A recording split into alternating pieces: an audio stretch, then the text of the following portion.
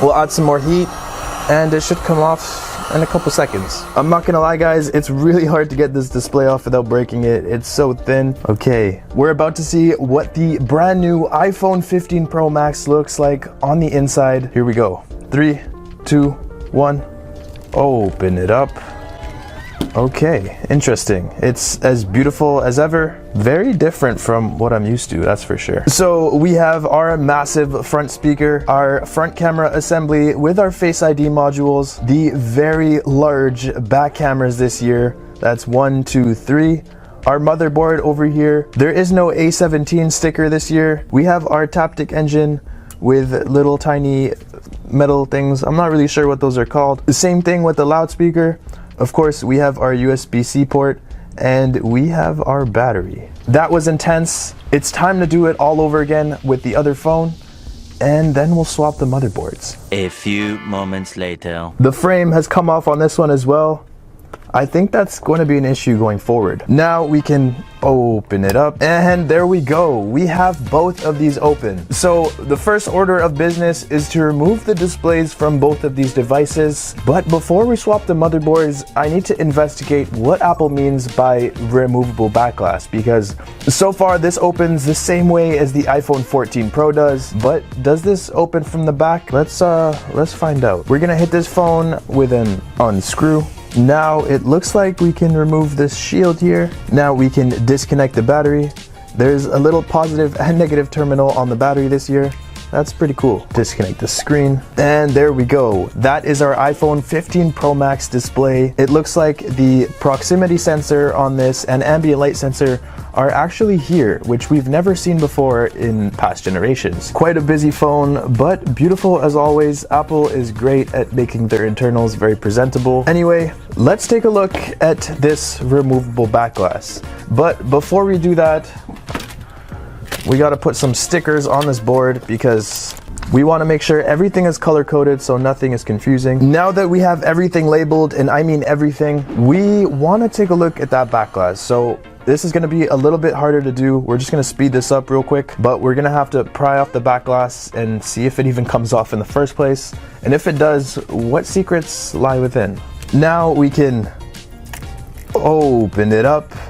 What the hell is this? This is so different from anything I'm used to. This is where the wireless charger would sit, and the wireless charger is over here. That's the coil. We have the rear microphone and flash right over here. We'll hit this phone with an unscrew. We'll disconnect the back glass.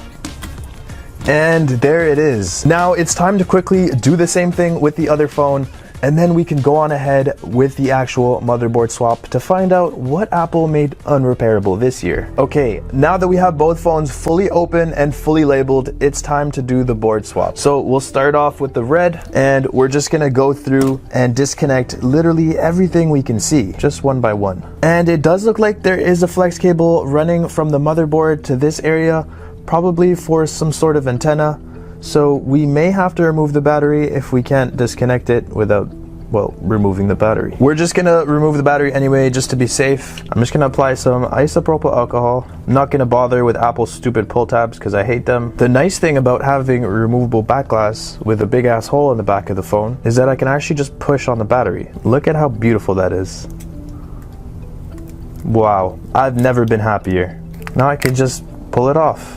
Okay, so that might not be a problem like I suspected, but really not an issue that I took off the battery. Let's continue on. We'll hit this motherboard with an unscrew. We can begin to wiggle the motherboard out. We don't want to force anything. It looks like it is coming out, and there are no flex cables attached, which is perfect.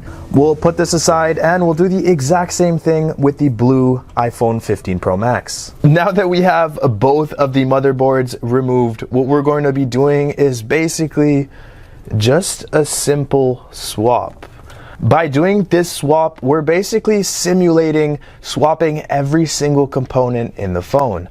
Because Apple continues to serialize components, we'll be able to quickly find out what Apple did to make the device unrepairable this time, if they did anything at all. And there we go. We have the red motherboard with the blue phone internals, and we have the blue motherboard with the red phone internals. We'll boot both of these phones on.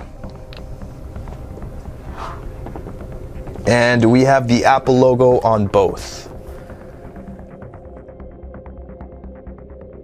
We have both of the phones booted on. As soon as we enter the passwords, we're probably gonna get bombarded by the non-genuine messages.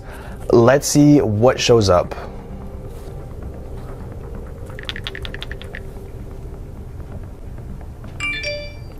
Important camera message. Nice. Face ID issue detected. That's pretty standard because we swapped Face ID parts. We have the important battery message. Also pretty standard for Apple, unfortunately. Let's see what else. Important display message. That should be the last one.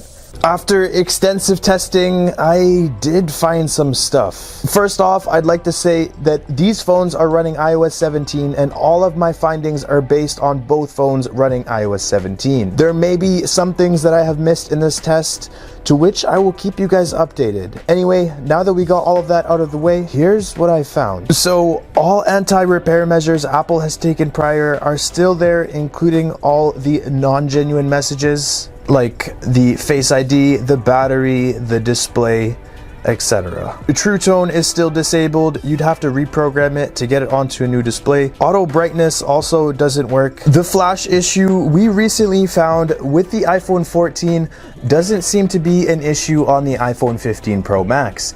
If we take a picture with the flash on, it saves to the camera roll as usual and there are no issues. I can say that I haven't seen any issues in swapping the back glass at all. The flash and wireless charger all seem to function as they should. Face ID only works with the original front camera as usual, but swapping other components doesn't seem